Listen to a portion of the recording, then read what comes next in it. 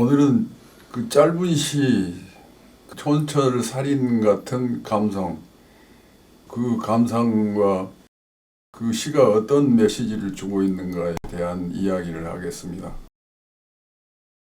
먼저 제 시를 한 편 읽어 보겠습니다.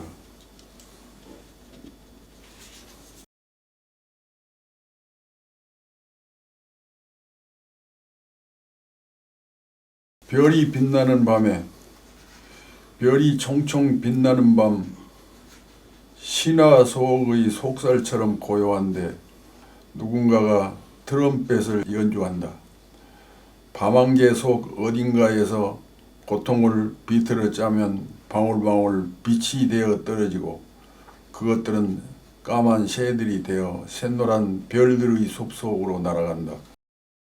짧은 시인데 이 속에는 별이 있고 총총 빛나는 별이 있고 그 고요함 속에서 누군가가 트럼펫을 연주하고 있고 그것을 내가 듣고 있고 시인이 듣고 있고 그 시인은 이 시를 어떻게 느끼고 있는가?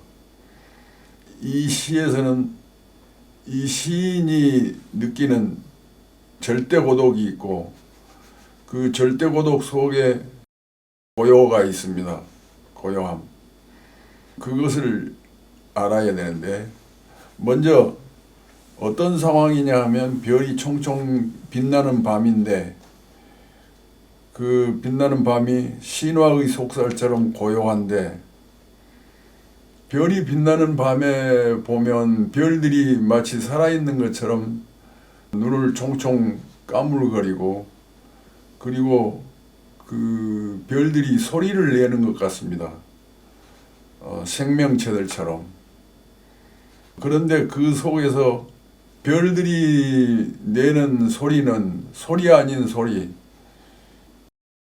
그 빛과 이상하게 승화되어 있는 어떤 소리입니다. 그 트럼펫을 연주하는데 트럼펫을 연주하기가 참 힘이 듭니다. 트럼펫을 연주하면 굉장히 고통스럽게 그 곡을 연주하는데 그 고통을 비틀어 짜면 방울방울 빛이 되어 떨어지고 이게 삶의 모양새입니다. 우리 인간의 삶도 고통을 비틀어 짜면 빛이 되는데 그 고통을 통해서 빛을 만들어내는 작업을 하는 것이 우리들의 삶입니다. 빛이 되어 떨어지고 그것들은 까만 새들이 되어 샛노란 별들이 숲속으로 날아간다. 이것은 우리들의 삶의 아름다운 구경입니다. 우리들이 도출해내는 빛이라는 것은 삶의 아름다운 어떤 모양새로서 승화된다는 얘기입니다. 우리들은 이 속에서 별빛으로 가득한 찬란한 우주를 바라볼 수 있고 트럼펫이 만들고 있는 찬란한 그 소리는 빛이 됩니다. 빛이 되어서 그 별빛하고 함께 승화되어서 찬란한 그 빛이 소리와 함께 승화된다는 것입니다. 승화된다는 것은 새가 되어 상승한다는 얘기도 됩니다. 그 시인의 절대 고독과 연주자의 절대 고독이 한데 만나서 승화되고 있기도 합니다. 그것을 생각하면서 다시 한번 들어보시기 바랍니다. 별이 빛나는 밤, 별이 총총 빛나는 밤, 신화의 속살처럼 고요한데 여기 비유가 신화의 속살이 굉장히 그 고요하고 어떤 신비로운 고요일 겁니다. 누군가가 트럼펫을 연주한다. 밤안개 속 어딘가에서 고통을 비틀어 짜면 방울방울 빛이 되어 떨어지고 그것들은 까만 새들이 되어 샛노란 별들의 숲속으로 날아간다.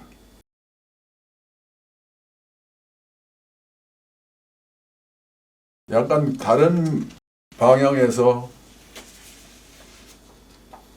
시를 한 편 더 읽어보고 별이 빛나는 밤에 대한 것을 생각해 보도록 하겠습니다. 예, 제가 비센트 반 고흐에게 이 별이 빛나는 밤이라는 그림을 그린 고흐에게 쓴 편지투의 시입니다. 먼저 한번 시를 읽어보겠습니다.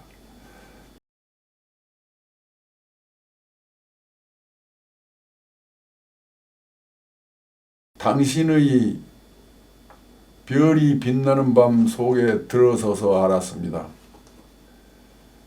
신선한 나의 삶은 소설을 향해 날아가고 소설은 시를 향해 날아가고 시는 음악을 향해 날아가고 음악은 무용을 향해 날아가고 무용은 우주의 율동을 향해 날아가고 그것은 내 가슴에 별빛 앙금이 되어 가라앉는다는 것.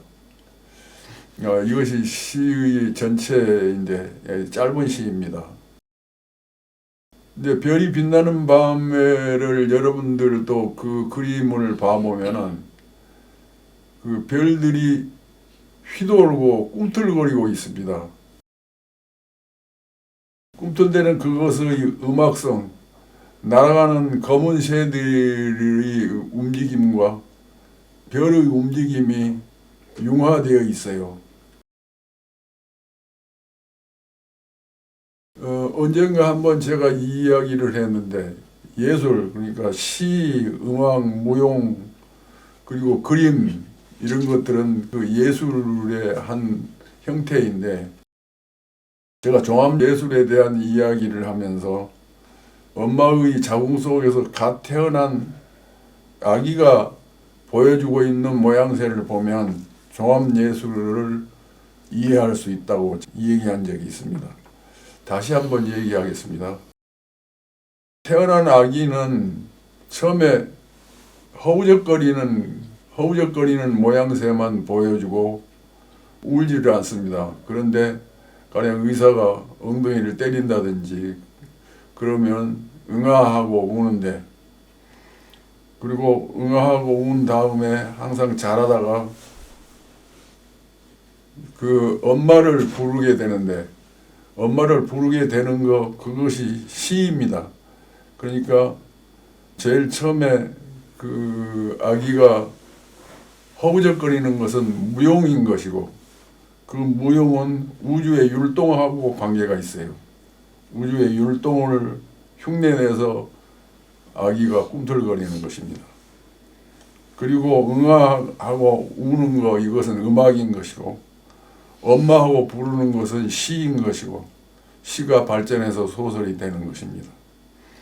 그러니까 나의 삶의 그 율동이 소설을 향해 날아가고 내 소설은 시를 향해 날아가고 그 시는 음악을 향해 날아가고 음악은 무용을 향해 날아가고 무용은 우주의 율동을 향해 날아간다는 것.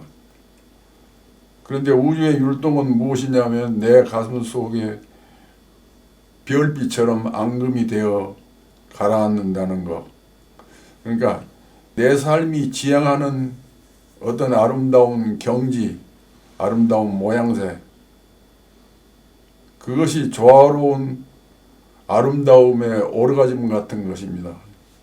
고흐의 별이 빛나는 밤이라는 그림을 보면 율동감이 있어요. 별이 이렇게 휘도는 그 모양새입니다.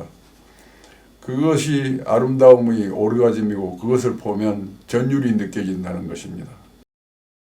반 고흐에게 나라는 시인이 별이 빛나는 밤에 대해서 이렇게 읊은 것입니다. 다시 한번 읽어보겠습니다. 이걸 들어보고 나서 어떤 아름다운 그림이고 그 그림을 시인이 어떻게 느꼈는가 하는 것을 다시 생각해 주시기 바랍니다. 비센트 반 고흐에게 당신의 별이 빛나는 밤 속에 들어서서 알았습니다. 신선한 나의 삶은 소설을 향해 날아가고 소설은 시를 향해 날아가고 시는 음악을 향해 날아가고 음악은 무용을 향해 날아가고 무용은 우주 율동을 향해 날아가고 그것은 내 가슴에 별빛 앙금이 되어 가라앉는다는 것. 근데 가라앉는데 사실은 우주적인 율동 속으로 휘말려 들어가고 있는 그런 아름다움의 오르가즘 전율입니다. 여러분들은 이 시를 어떻게 감상하셨습니까?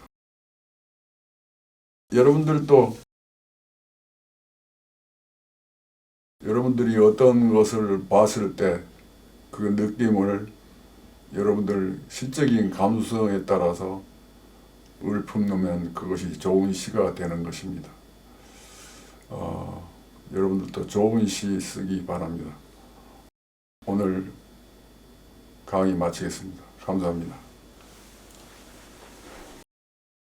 한승원 선생님의 강의는 매주 1회에서 2회 업로드합니다. 교재는 한승원 글쓰기 비법 108가지입니다. 글쓰기는 영혼을 맑게 하는 세상에서 가장 아름다운 비약입니다. 구독, 좋아요, 알림 설정 꼭 부탁드립니다.